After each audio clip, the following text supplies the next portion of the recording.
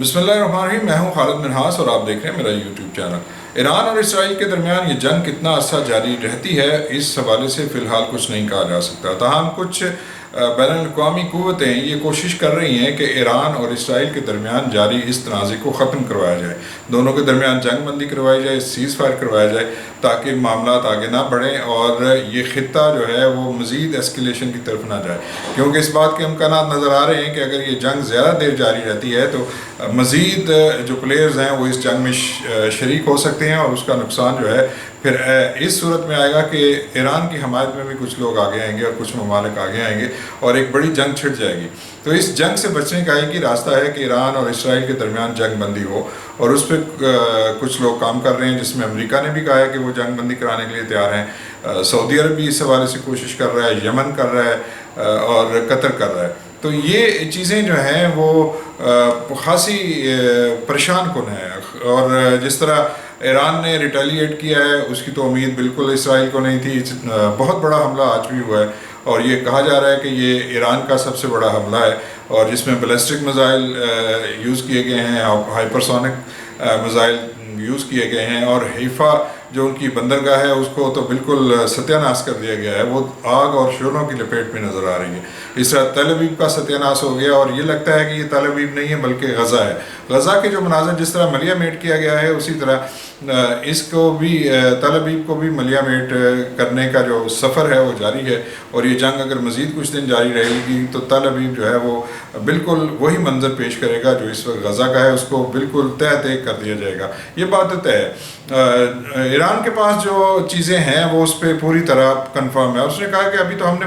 Missile ابھی داغے ہی نہیں ہیں، ابھی تو بہت سے میزائل ہم نے داغنے ہیں اور اسے ہم نے سنبھال کے رکھا ہوا ہے، اور وہ کہہ رہے ہیں اسٹریٹجک میزائل ہیں۔ تو اس پہ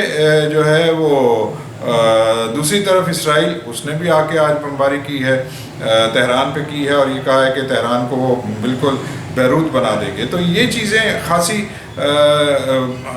آس پاس کے جو ممالک ہیں ان کے لیے خاصی پریشان کن ہے، اور دوسرا یہ کہ جنگ جاری رہتی ہے تو پھر تیل کی قیمتیں بھی آسمان پہ چلی جائیں گی، یہ بھی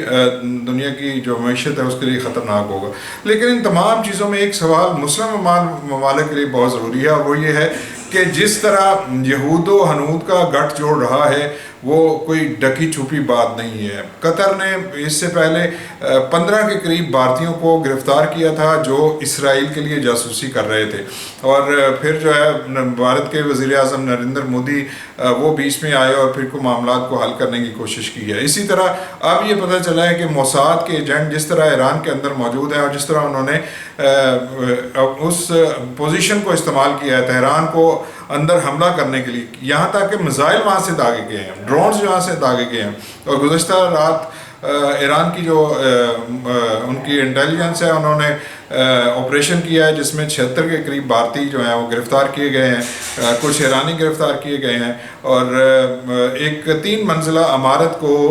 اس کا گھیرا کیا گیا ہے، اور وہاں سے بڑی تعداد میں ڈرونز برآمد ہوئے ہیں۔ ایک گاڑی پکڑی گئی ہے ایک سرنگ سے، اور اس گاڑی میں بھی ڈرونز جو ہیں وہ سپلائی کیے جا رہے ہیں۔ تو کہنا یہ ہے کہ تہران میں اتنی سرمایہ کاری کر رکھی ہے یہود و ہنود نے کہ وہاں کی ایک ایک پل کی خبر جو ہے وہ ان کو پہنچ رہی تھی، اور اب بھی پہنچ رہی ہوگی یقینی طور پہ۔ تو دوسرے مسلمان ممالک ہیں ان کے لیے بھی ایک بہت بڑا پیغام ہے، پاکستان کے لیے، سعودی عرب کے لیے، UAE کے لیے، ان سب کے لیے پیغام ہے کہ آپ یہ مت سمجھیے کہ آپ کو وہ مانیٹر نہیں کر رہے، آپ کو بھی مانیٹر کر رہے ہیں۔ پھر آپ نے دیکھا بیروت میں کس طرح انہوں نے جو واکی ٹاکیز ہیں جو یوز کرتی تھی حزب اللہ، اس میں بم فٹ کیے ہوئے تھے، اور اتنے لوگ وہاں پہ شہید ہوئے ہیں۔ تو اس طرح آپ کے ہاتھ میں جو ٹیکنالوجی ہے، کیا پتہ کہ اس میں کیا چیزیں فٹ ہیں۔ جو ہمارے ہاتھ میں موبائل فون ہے، ہو سکتا ہے اس میں کوئی اس طرح کے کوئی ڈیوائسز انہوں نے فٹ کی ہوں۔ پہلی بات تو یہ ہے کہ جو انٹیلیجنس ایجنسی ہیں تمام مسلم ممالک کی، انہیں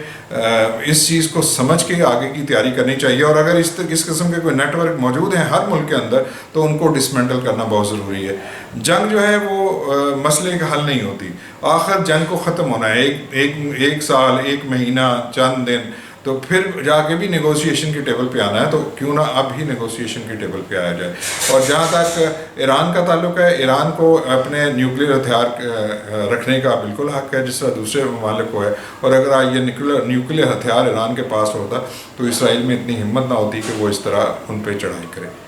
ملیں گے نئے ولاگ میں، اس وقت تک کے لیے میری اجازت دیجیے، اپنا بہت سا خیال رکھیے، اللہ حافظ.